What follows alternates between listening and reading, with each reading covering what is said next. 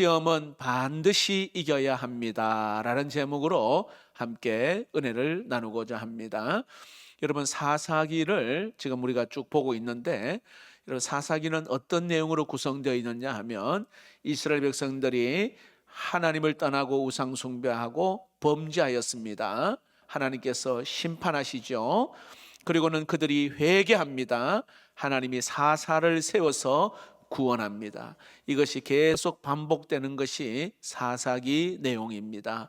특별히 사사기에는 12명의 사사가 등장하는데, 오늘 마지막 사사인 삼손에 대해서 말씀을 함께 나누고자 합니다. 여러분, 이스라엘 백성들이 블레셋에게 40년 동안 지배를 받아서 굉장히 고통 가운데 있을 때에 하나님께서 삼손을 사사로 세워서 블레셋 나라에서 해방시키고 삼손은 20년 동안 사사로 지내게 됩니다. 히브리서 11장은 믿음장이잖아요. 거기에 믿음의 인물 가운데 오늘 삼손도 믿음의 인물로 기록되고 있습니다. 그만큼 삼손은 참 탁월한 자였습니다. 자, 그런데 여러분, 하나님께서 오늘 저와 여러분에게 삼손의 이 스토리를 우리에게 소개해 놓으시고 과연 우리에게 어떤 교훈을 주시는가? 여러분, 삼손에 대해서 어떻게 생각하세요? 오늘 우리에게 정말 붙들어야 될 이 교훈 한 가지를 꼭 우리가 붙들고 평생에 우리가 이 어려움이 없도록, 시험에 빠지지 않도록 믿음 안에 승리할 수 있기를 축복합니다. 삼손, 그러면 우리에게 주는 교훈이 뭐냐 하면, 아무리 영광스러운 인물이라도 시험을 이기지 못하면 비참해진다. 아무리 그 사람이 영광스러운 신앙이라 하더라도 시험을 이기지 못하면 그 결과는 비참해진다. 이것이 여러분, 삼손을 통해서 배울 수 있는, 어찌 보면 아주 엄격하게 경고하고 있는 교훈의 말씀입니다. 여러분, 시험이 무엇이에요? 여러분, 시험이 오늘 여기 삼손의 사건을 통해서 우리에게 가르쳐주는 그 내용들을 우리가 한번 몇 가지 살펴보고자 합니다. 시험은요, 하나님이 하지 말라 하는 것을 하게 될 때에 그걸 시험이라 말합니다. 자, 보세요. 삼손은 태어나면서부터 하나님이 사용하시기를 원하시는 거룩한 구별된 나실인, 여러분, 나실인은 이렇게 어떤 일정한 기간 동안, 때로는 평생 하나님 앞에 내 자신을 드리기로 서약한 사람을 나실인이라 그렇게 이야기합니다. 그래서 이 삼손은 나실인으로 머리에 칼을, 삭도를 대지 아니하고 포도주도 마셔도 안 되고 시체를 가까이 해서는 안 된다. 이게 나실인의 규약입니다. 근데 이 나실인의 이 규약, 이 서약을 깨뜨리게 하는 그러한 것이 바로 시험이에요. 내가 하나님의 사람으로 살려고 하는데 그 하나님의 사람으로, 믿음으로 신앙생활을 제대로 못하게 만드는 게 바로 시험이란 말이죠. 우리도 역시 마찬가지입니다. 우리 모두가 다 하나님 앞에 거룩한 나실인이에요. 성도, 구별된 자라 성도라 하잖아요. 하나님께서는 이 창세기에 이미 우리를 거룩한 자녀로 택해 주셨다, 성경은 말합니다. 에베소서 1장 4절 말씀 힘차게 읽어봅시다. 시작. 곧 창세 전에 그리스도 안에서 우리를 택하사 우리로 사랑 안에서 그 앞에 거룩하고 흠이 없게 하시려고, 우리를 거룩하고 흠이 없게 하셨다. 또 여러분, 우리는 성령을 마음에 모시고 살기 때문에 우리는 거룩한 자입니다. 고린도전서 3장 16절 17절 다시 힘차게 읽어봅시다. 너희는 너희가 하나님의 성전인 것과 하나님의 성령이 너희 안에 계시는 것을 알지 못하느냐. 누구든지 하나님의 성전을 더럽히면 하나님이 그 사람을 멸하시리라. 하나님의 성전은 거룩하니 너희도 그러하니라. 할렐루야. 우리 모두는 하나님의 성전이고 거룩한 자라 그렇게 말합니다. 그래서 여러분, 하나님이 우리에게 하지 말라는 것이 있어요. 하나님의 자녀가 되었기 때문에 하나님이 해서는 안 되는 일들이 있다 이 말이에요. 자, 마귀는 이것을 너무 잘 알고 기가 막히게 알고 있어서 우리를 무너뜨리고 넘어뜨리게 하는 그 유혹을 시험이라 그렇게 말합니다. 어떻게 해서든지 우리에게 있는 이 거룩의 흠집을 내려고 하고, 그리고 하나님 자녀에 주시는 권세를 빼앗으려고 하고 말씀의 권세를 빼앗으려고 하고요. 내 안에 있는 참된 평안, 이 기쁨, 이것을 빼앗으려고 한다 이 말이에요. 한마디로 말하면 경건의 모양은 있는 듯 하지만 경건의 능력을 여기에 빼앗아가는 성도로 만드는 게 이 사단의 그러한 시험입니다. 자, 하나님께서 삼손에게는요 초인적인 힘, 특별한 힘을 하나님이 주셨잖아요. 자, 그러나 삼손이 바로 시험에 빠지니까 어떤 일이 일어났는가? 여러분 19절을 한번 볼까요? 19절에 보면 드릴라가 삼손에게 자기 무릎을 베고 자게 하고 사람을 불러 그의 머리털을 7가닥을 밀고 괴롭게 하여 본즉 그의 힘이 없어졌더라. 자, 드릴라의 무릎에 잠들고 있는 그 사이에 머리털을 밀어버렸어요. 하나님의 능력이 그에게 떠났습니다. 한번 힘써 보려고 했지만 힘이 없어졌어요. 그리고는 어떻게 합니까? 두 눈을 뽑아버립니다. 캄캄한 암흑을 헤매는, 어찌 보면은 정말 불쌍한 맹인이 되어 버렸습니다. 그리고는 어떻게 합니까? 감옥에 넣어서 맷돌을 돌리는 비참한 신세를 만듭니다. 여러분, 시험에 진다는 것은 바로 이러한 비참함이 있다는 겁니다. 여러분, 우리도 시험에 지면 영적으로 볼 때 삼손과 다를 바가 없습니다. 어둠을 헤매고 동서남북 어디가 길이요, 어디가 무엇이 있는지를 분별하지 못하고 엉뚱한 것에 마음 빼앗기고요, 영적으로는 굉장히 그냥 힘을 잃어버립니다. 우리의 성결에 더럽혀져 있기 때문에 분별도 할 수 없고 얼마나 비참한지 모릅니다. 나중에는 어떻게 됩니까? 마귀에게 이끌리는 대로 이끌려 다니다가 그저 불의의 병기로 그냥 마귀의 종로로 타며 사는 비참함이 있다 이 말입니다. 결국은 여러분, 우리 마음에 평안이 없고 감사와 기쁨이 사라지게 됩니다. 자, 보십시오. 많은 성도들 일주일 동안 직장에서 스트레스 받고 가정이나 일터나 사업에 여러 가지 관계 때문에 힘들고 어려운 그런 마음을 가지고 여러분 때로는 불안과 무거운 짐을 가지고 하나님 전에 왔잖아요. 자, 하나님 전에 오면 때로는 말 못할 마음의 상처를 가지고 주님 앞에 내 마음을 올려놓습니다. 하나님이 예배 가운데 은혜를 주시고 위로를 주십니다. 얼마나 힘을 얻는지 몰라요. 여기까지는 좋아요. 여기까지는. 그러나 예배를 통하여 위로받고 힘을 얻지만은 또 다시 시험에 무릎 꿇고 굴복해 버리는 우리 자신을 봐요. 그래서 여러분, 우리에게는 근본적인 치유가 되지 않으면 그냥 사사기의 내용처럼 반복해서 살 수밖에 없어요. 근본적인 치유.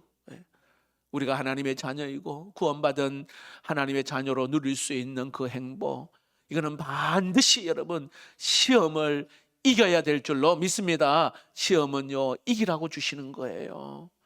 그럴 때 여러분 하나님이 주시는 평안을 누릴 수 있는데 몇 가지만, 시험을 이기려면 먼저 우리가 꼭 기억해야 될 것, 첫 번째 따라해 봅시다. 시험은 누구에게나 온다는 사실입니다.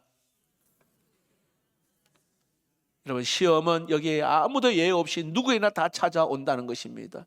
가끔 우리가 시험을 당하면 그게 뭐 어떤 이유든 간에 어떤 상황이든 간에 당하면 여러분, 우리가 정 믿음 있는 사람은 이런 마음을 가질 때가 있어요.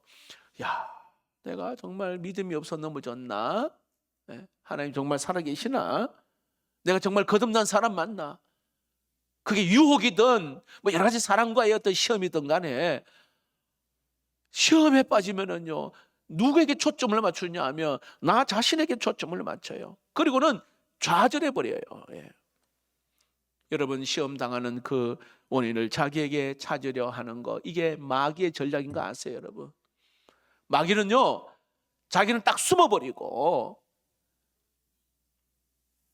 오늘 너의 믿음 없고 너가 문제가 있어서 시험에 드는 것이라고 그렇게 유인하는 것이 마귀의 전략이에요. 자, 보세요. 예수님은 십자가를 지고 가는데 누가 막아선 줄 아십니까? 베드로가. 주님, 그러면 안 됩니다. 사단아 물러가라. 예수님이 그렇게 말씀하셨잖아요.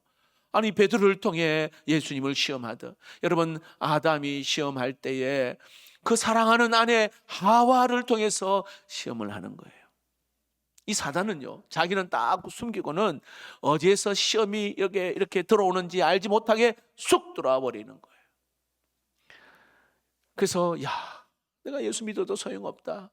내가 그렇게 주님 사랑하고 그렇게 했는데도 나에게 시험 당하는 모습을 보며 그냥 좌절해 버리는 거예요. 스스로 그냥 자멸하도록 앉혀버리는 게 이 사단의 전략. 그러다가 딱 잡아먹는 거예요, 사단이. 그러므로 여러분, 우리가 알아야 합니다. 시험은 내가 크리스천이 아니기 때문에 찾아오는 것도 아니고 내가 거듭나지 못해서 찾아오는 것도 아니에요. 여러분, 만약에 내가 예수를 믿는 그 거듭남, 중생이 없다면 사단이 여러분 건들지도 않아요. 왜? 이미 사단의 수중에 있거든요. 오히려 믿음으로 살려고 하고 하나님 기쁘시게 하려고 하고 영적으로 살려고 하면 사단이 딱 나타나서 괴롭히는 것이지, 우리가 예수 그리스도를 알지 못하는 그냥 세상적인 사람이라면 그냥 마귀의 종노릇하며 살기 때문에 건들지도 괴롭히지도 않습니다. 죄가 많아서 시험 오는 것도 아니에요. 여러분, 예수님 보십시오. 어떠세요? 예수님은 죄가 없으신데도 여기에 시험을 당합니다. 우리와 똑같이 연약함이 있었다 말씀합니다. 시험은 죄가 많아서 오는 것도 아니고 거듭나지 못해서 오는 것도 아니에요. 마귀는 여러분 성도만 보면 거룩을 빼앗으려고 괴롭히고 여러분 덤벼든다는 사실을 꼭 기억할 수 있기를 축복합니다. 그래서 루터가 이런 이야기를 했어요. 한 번은 루터가 이 책상에서 성경을 읽고 말씀을 연구하는데 얼마나 시험이 오는지 굉장히 괴롭히는 거예요. 그래서 벌떡 일어나서 책상에 있는 잉크병을 들고 벽을 향해 던지면서 이놈아 물러가라 하고 집어 던진 거예요. 여러분, 루터는 시험하는 자가 누구인지를 분명히 알았기 때문입니다. 나 자신을 쳐다보고 고민하지는 않고요, 이게 나를 대항하는, 저를 저항하면서 대적하는 오늘 루터의 모습을 보게 되는 겁니다. 여러분, 그런 경험이 있잖아요. 막 기도하려고 문 딱 닫고 무릎 꿇고 기도하는데 왜 그렇게 시험이 오는지, 성경을 보려고 하면, 오늘 또 이 은혜로운 사랑방을 한번 해보려고 하면 시험이 찾아오는 거예요. 여러분, 제가 강단에서 설교하면 참 시험 없고 거룩한 것 보이지만 여러분, 기가 막히게 사단은요 시험을 해요. 굉장히 괴롭혀요. 굉장히. 여러분, 성경을 한번 보시면 창세기 3장부터 마지막 요한계시록 21장까지 여기에 마귀가요 계속 등장했다가 사라졌다가 등장했다가 사라졌다가 반복해서 계속 나타납니다. 그래서 우리 예수님은 마귀를 여러분 어떻게 물려쳤는지를 분명하게 우리에게 보여주시잖아요. 예수님이요, 마귀가 예수님에게 3번이나 시험했어요. 육신의 정욕, 배가 고픈데 이 돌을 떡으로 만들라, 육신의 정욕으로, 그리고 안목의 정욕으로 송정곡수에 떼어내리면 죄의 사자가 받들게 된다. 그리고 이 이생의 자랑으로 나에게 절하면 온 천하를 너에게 주겠다. 그러나 우리 예수님은 어떻게 해요? 신명기에 있는 오직 하나님의 말씀으로 사단을 물리친 줄로 믿습니다. 예수님은요 그걸 너무 잘 알기 때문에 오직 말씀으로 사단을 이겼음을 알 수가 있습니다. 여러분, 우리에게 시험이 올 때 아하, 나를 넘어뜨리려고 하는구나, 올 것이 왔구나, 딱 여러분 이것을 영적으로 영안을 열어서 볼 수 있기를 축복합니다. 여러분 특별히 주의를 하고 앞에 리더로, 딱 장로님으로, 또 중직자로, 또 목자로, 교사로 딱 앞에 서인 사람은 굉장한 영적으로 이걸 분별하지 못하고 어두우면 못 보는 거예요. 그러다 보니까 인간적으로 막 반응하고 막 혈기 부리고 얼마나 사단이 그냥 끌고 다니는 거예요. 그래서 여러분, 주의를 하면 할수록, 말씀 안에 살려고 하면 할수록 이 사단이 굉장히 영적으로 건드린다는 거, 알 수 있기를 축복합니다. 그래서 여러분, 말씀을 선포하고 말씀 붙들고 기도하고, 찬양은 곡조 있는 기도잖아요. 찬양으로 하나님께 영광 돌리기를 축복합니다. 두 번째로, 여러분, 시험은 영적으로 방심하면 반드시 찾아온다는 사실입니다. 자, 오늘 이 본문에 보니까 삼손이요, 드릴라와 주고받는 이야기가 오늘 보는데 굉장히 한심스러운 걸 알 수가 있어요. 여러분, 삼손이요, 드릴라가 무엇을 노리는 거 알았을까요? 몰랐을까요? 알고 있잖아요. 야, 이게 내 힘이, 비결이 어디서 오는지를 지금 나를 꼬시고 있다는 것 삼손은 알고 있어요. 그런데 중요한 것은 주의를 기울이지 아니하고 방심했다는 게 문제, 방심하는 거예요. 여러분, 드릴라가 아주 요염하게 이 삼손을 유혹하지 않았겠어요? 자기야, 날 사랑한다 했잖아. 사랑하면 비밀이 없어야지. 뭐 예를 들어 이렇게 꼬셨을 거 아니에요, 여러분. 이 뭐가 나를 노리고 있구나. 이러면 삼손이 정신을 바짝 차려야 되는데 오히려 자기를 지켜 세우고 자기의 거룩을 이용하여 장난을 치는 거예요. 무슨 뜻인 줄 아시죠? 야, 내 힘 어디서 나는 줄 아냐? 내 힘 말이야, 저게 마르지 않는 칡넝쿨로 나를 묶으면 힘 빠져. 해봤거든요. 힘이 안 빠지는 거예요. 며칠 지나서 이번에는 한 번도 서보지 않는 이 새 밧줄로 나를 묶으면 힘 빠진단 말이야. 또 해보니까 힘이 안 빠지거든요. 하나님이 자기에게 준 이 거룩을 장난치는 거예요. 이번에는 머리털 7가닥을 이렇게 가두고 배틀과 함께 날실에 13절에 한번 짜봐. 그러면 힘이 없어질 거야. 이런 식으로 장난을 하는 거예요. 여러분, 이런 방심이요, 나중에 어떻게 됩니까? 결국은 머리 다 밀리고 힘 빠져버리고 비참하게 됩니다. 여러분, 꼭 기억하십시오. 여기에 영적으로 방심한다는 것은 어떤 의미일까요? 영적으로 졸고 있다는 거예요. 좀 더 쉽게 표현을 하면 신앙이 미지근하다는 거예요. 요한계시록에 미지근하면 역겨워하여 토하여 내치리라, 그렇게 말씀하잖아요. 여러분, 방심은요, 이런 신앙생활에 매력을 못 느끼는 거, 못 느끼게 합니다. 이 방심은 자꾸 세상의 것에 내 마음이 거기에 빼앗기게 만드는 거예요. 기도생활 멀리하고 하나님 말씀 가까이 하는 것도 멀리하게 합니다. 예수 믿는 사람과 영적 교제하는 것도 그냥 가끔씩 하게 만듭니다. 마음을 엉뚱한 대로 거기에 마음 두게 하는 거, 이 방심입니다. 여러분, 그거 꼭 기억하십시오. 내가 영적으로 만약에 방심하잖아요. 대신에 육신의 정욕은 힘이 생기는 거예요. 영적으로 방심한, 거룩의 힘을 만약에 얻지 못하면 그 대신에 탐심의 힘이 더 강하게 생긴다는 거예요. 자, 보세요, 여러분. 이 삼손이 여기에 방심하게 되니까 그 여인을 얻고자 하는 이 탐심, 욕망이 그를 확 사로잡았어요. 여러분, 하와를 보시면 하와가 탐심이 생기기 전에는 선악과 그 옆에 지나가도 전혀 유혹을 받지를 못했습니다. 그러나 탐심이 생기니까 이 선악과를 딱 볼 때에 보암직도 하고 먹음직도 하고 지혜롭게 할 만큼 탐스럽기도 했다, 그렇게 말합니다. 딱 방심하면요, 여기에 거룩의 힘을 잊고 탐심이, 욕심이 들어오게 된다는 것입니다. 여러분, 정말 부탁드리고 싶은 것은 여러분, 예배를 소홀히 하지 않기를 축복합니다.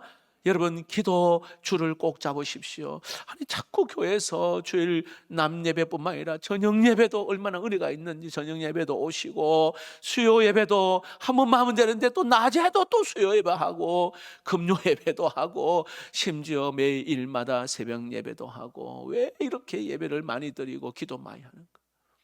여러분, 넘어져서 정말 폐잔병처럼 처참한 삶을 경험해 보면 알아요. 근데 하나님이 그거 경험하기 전에 정신을 바짝 차리고, 사단이요, 그냥 내버려 두지 않잖아요. 여러분, 가정을 내버려 두지 않는 거예요. 여러분 아시겠지만은 기도 소리하고 말씀 소리하고 예배 등한시 하잖아요. 그러면 뭔가 우리의 마음에 무언가 이상한 것이 막 고개를 딱 쳐들어. 이거 느끼지 않습니까, 여러분? 여러분 당시에 삼손은 최고의 절정기였습니다. 왜냐하면 블레셋을 이겼고 그리고 자유를 얻게 되었거든요.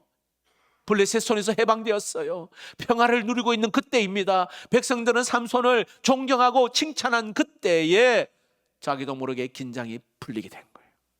여러분 이때 조심해야 할 때라는 것이에요. 고린도전서 10장 13, 12절 말씀 읽어봅시다. 시작. 그런즉 선줄로 생각하는 자는 넘어질까 조심하라. 여러분 정상에 있을 때에 가장 위험한 때라 하잖아요. 어떤 사람이 이런 말을 합니다.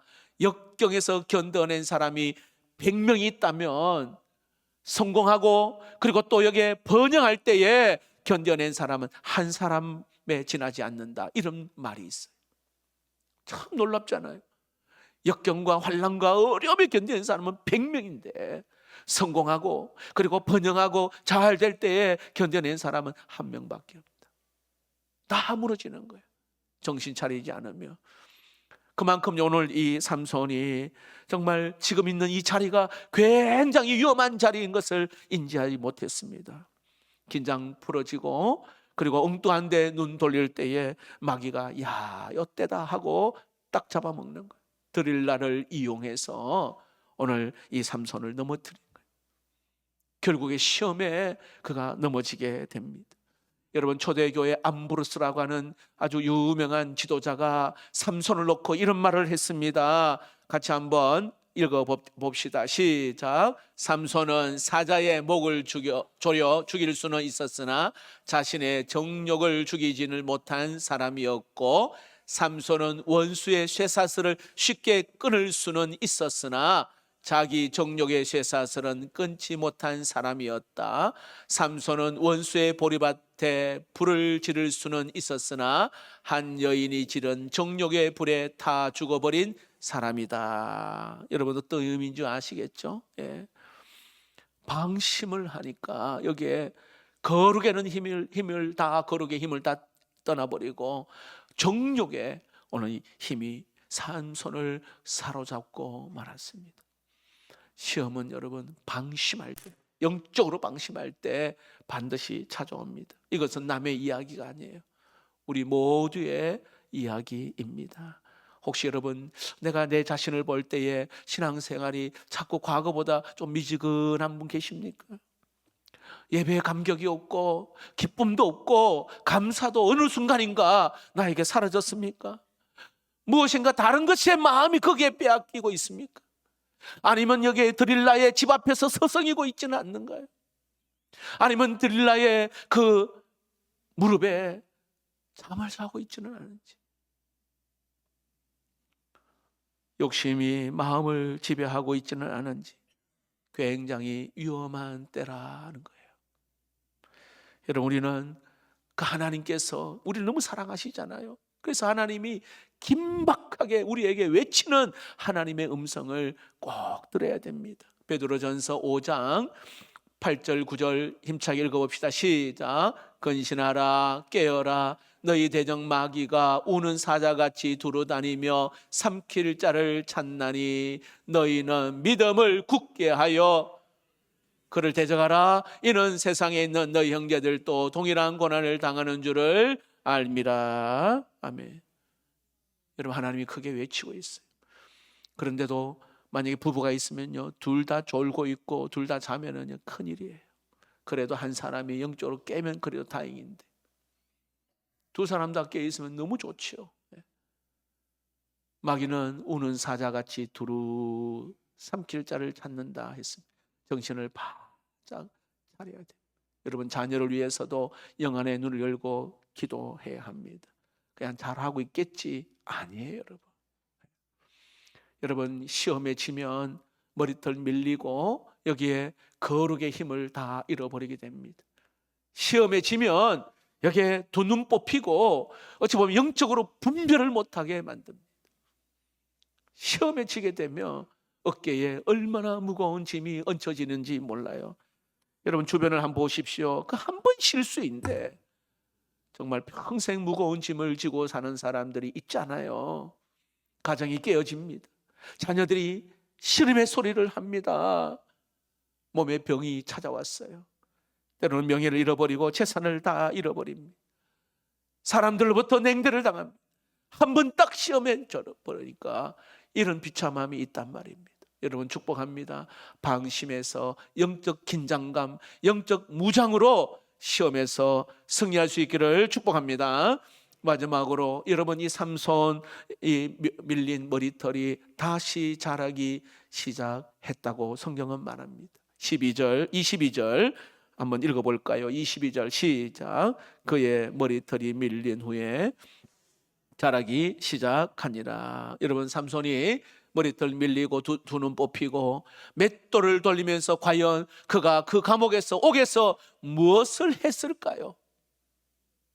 여러분 히브리서는 이 삼손을 믿음의 사람이라고 말합니다. 예. 뭘 했을까요? 그는 처절하게 하나님 앞에 회개하고 부르짖었습니다. 여러분 28절을 제가 한번 볼게요. 삼손이 여호와께 부르짖어 이르되 주 여호와여 구하옵나니 나를 생각하옵소서. 하나님이여 구하옵나니 이번만 나를 강하게 하사 나의 두 눈을 뺀 블레셋 사람에게 원수를 단번에 갚게 하옵소서. 기도합니다. 맷돌 돌리면서 피눈물 흘리면서 가슴을 치며 하나님 앞에 철저하게 회개했지 않겠습니까? 하나님이 그 삼손의 눈물을 보았습니다. 그의 부르짖음을 들었습니다. 그리고는 그 머리털이 점점 자라기 시작합니다. 힘을 다시 돌려주십니다. 다시 치유하시고 회복시킴을 알 수 있습니다. 마지막으로 그가 그 다곤 신전에서 있잖아요. 예? 기둥을 무너뜨리면서 성경에 보니까 삼손이 죽을 때 죽은 자가 살아있을 때 죽은 자보다 더 많았다 했습니다. 여러분 여기 죄 안 지은 분 계십니까? 여기 여러분 나는 한 번도 안 넘어졌다 하는 분 여기 계십니까? 아무도 없습니다. 우리 모두 다 전과범입니다. 아마 우리 가운데에 그저 죄 중에 있는 분도 있을 수도 있어요. 자, 그런데 하나님께 말씀하십니다. 삼손처럼 회개하라고. 여기에 십자가 앞에서 눈물을 흘리며 회개하라고. 그러면 하나님이요 다시 그 밀린 머리털을 자라게 하신다. 이 말은요 거룩을 회복시켜 주실 줄로 믿습니다. 우리의 상처를 치유하여 주시고요 여기에 가정을 치유하여 주시고 다시 정상으로 돌려주실 줄로 믿습니다. 철저하게 하나님 앞에 회개하고 정말 하나님 이제부터는 내가 시험에 빠지지 않도록 아까 말씀드린 것처럼 날마다 주님 앞에 나와 기도의 시간을 가지시고 그리고 주야로 하나님 말씀 여러분 하루 정말 10분 한 15분 20분 정도 말씀 생명의 말씀 구원의 말씀 이 말씀을 붙들고 또 하나님께 마음을 더 거기에 두고 하나님이 기뻐하시는 일이라 생각하며 여기에 헌신할 때에 여러분 사단이 왔다가도 도망갈 줄로 믿습니다. 한번 넘어졌다고 여기에 여러분 주저앉으면 안 돼요. 삼손처럼 다시 회개하고 일어서기를 축복합니다. 요한일서 1장 9절 귀한 말씀입니다. 읽어봅시다. 시작. 만일 우리가 우리 죄를 자백하면 그는 미쁘시고 의로우사 우리 죄를 사하시며 우리를 모든 무리에서 깨끗하게 하실 것이요. 하나님의 약속입니다. 그러므로 회개는요 나 자신을 보는 거예요. 다른 사람 탓하지 마세요. 내 자신 철저하게 나는 죄인이고 나는 무능한 자이고 하나님 앞에 내 자신을 회개하며 모든 것이 다 회복되어 능력의 사람 탁월한 사람으로 쓰임받게 될 줄로 믿습니다. 우리 찬양을 함께 드립시다. 세상의 유혹 시험이 내게 몰려올 때에 지난번에 한번 불렀던 찬양인데 가사를 꼭 기억하시면서 같이 한번 찬양 드립시다.